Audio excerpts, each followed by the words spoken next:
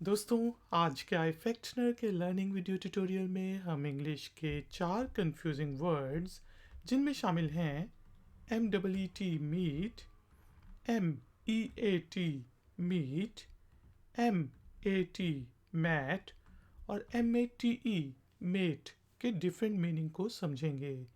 इन words को use करते हुए इंग्लिश में 3-3 या 4-4 सेंटेंसेस बनाएंगे और उनकी ट्रांसलेशन भी करेंगे। ट्यूटोरियल ज़रा गौर से सुने क्योंकि आखिर में है एक छोटी सी एक्सरसाइज। तो शुरू करते हैं जी अपना आज का iFactioner का लर्निंग वीडियो ट्यूटोरियल। दोस्तों, आज का जो पहला वर्ड है वो है M double E T meet. Meet का मतलब होता है मिलना। जिस तरह किसी से आपने मिलना हो तो आप उसे कहेंगे लेट्स मीट टुमारो, चलो कल मिलते हैं। इस यही हम सेंटेंस लिख लेते हैं लेट्स मीट टुमारो, कि हम चलो कल मिलते हैं। Let's meet tomorrow. इसी तरह हम कह सकते हैं कि we are meeting at his place, कि हम उसके घर मिल रहे हैं। We are meeting at his place. मैं आपको एक चीज़ बताता चलूँ कि ये जो वर्ड मीटिंग है, जिस ऑफिस में यूज़ होता है कि हम मीटिंग कर रहे हैं, तो ये भी वर्ड मीट ही से निकली है। चलें एक और सेंटेंस बनाते हैं वर्ड मीट को यूज़ करते हुए, जिससे हम कह सकते हैं कि it's better to meet there और to meet in the market, कि बाज़ार में मिलना बेहतर रहेगा। It's better to meet in the market. Next जो वर्ड है वो है M E A T meat. अब ये वर्ड के जो स्पेलिंग, जो आप कह सकते हैं प्रोनाउंसिएशन है, वो तो सेम है M W E T meat की, लेकिन ये जो मीट होता है इसका मतलब होता है गोश्त या फिर मांस। जिस तरह मुर्गी का गोश्त हो गया, बकरे का गोश्त हो गया, मछली का गोश्त हो गया, उसको भी मीट कह सकते हैं। चलिए कुछ सेंटेंसेस बनाते हैं, जिससे हम कह सकते हैं कि he loves to eat meat, कि उसे गोश्त खाने से प्यार है, यानी कि उसे गोश्त खाना बहुत ज़्यादा पसंद है। He loves to eat meat. इसी तरह हम कह सकते हैं कि white meat is better than the red one. अब देखें, वाइट मीट जो होता है वो मुर्गी का गोश्त या फिर जो मछली होती है उसको वाइट मीट कहा जाता है, और बकरे वगैरह के गोश्त को रेड मीट कहा जाता है। तो हम कह रहे हैं कि सफ़ेद गोश्त जो होता है वाइट मीट, वो बेटर होता है, बेहतर होता है लाल वाले से। White meat is better than the red one. इसी तरह हम कह सकते हैं कि some people don't eat meat, कुछ लोग जो हैं वो गोश्त नहीं खाते। Some people don't eat meat. दूसरों, आज का जो तीसरा वर्ड है वो है मैट। मैट चटाई को कहा जाता है, जो मतलब छोटा सा एक कालीन टाइप चीज़ होती है जो आप फर्श पे बिछा सकते हैं। ये टेबल मैट्स भी होते हैं जो कि आप टेबल के ऊपर बिछाते हैं प्लेट्स के नीचे, उनको भी मैट्स कहा जाता है। तो यहाँ पे हम चटाई लिख देते हैं मैट के लिए।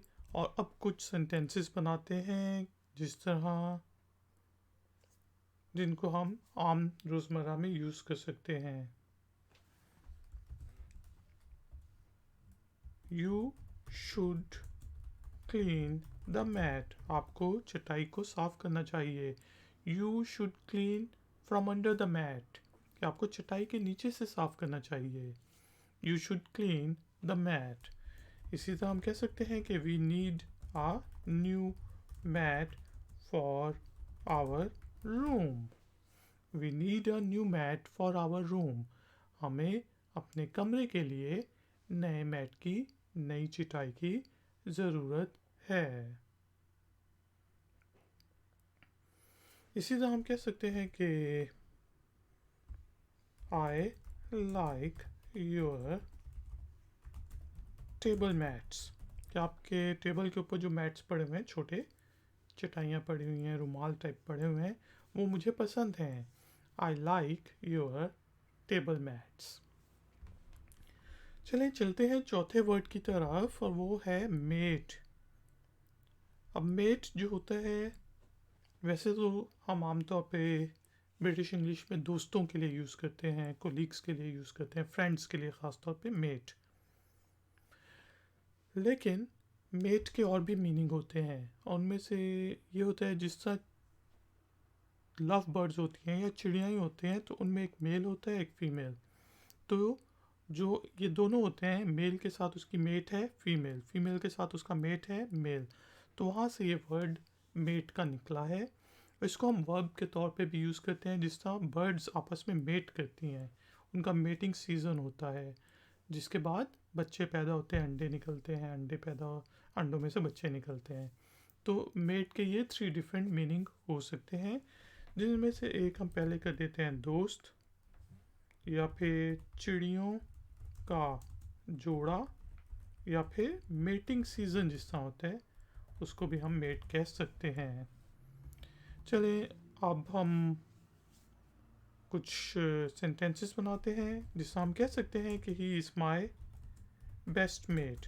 जिसे हम कहते हैं ना, he is my best friend, तो उसी चीज़ को हम कह सकते हैं he is my best mate, कि वो मेरा सबसे अच्छा दोस्त है। इसी तरह हम कह सकते हैं कि we need a mate for our love bird, कि हमारी जो लव बर्ड है उसके लिए हमें एक और मेट की ज़रूरत है, एक और परिंदे की ज़रूरत है, ताकि हमारा जोड़ा कंप्लीट हो जाए। We need a mate for our love bird.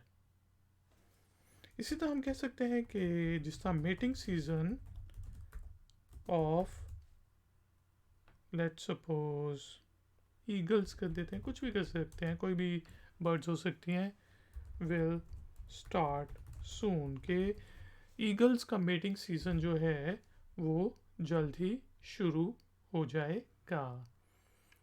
तो दोस्तों, उम्मीद है कि आपको आज के जो हमारे पास 3-4 वर्ड्स थे, जिनमें शामिल था MEET meet, MEAT meat, MAT mat और MATE मेट, के मीनिंग, प्रोनाउंसिएशन और यूजेज समझ आ गया होगा। टाइम हुआ है एक्सरसाइज का।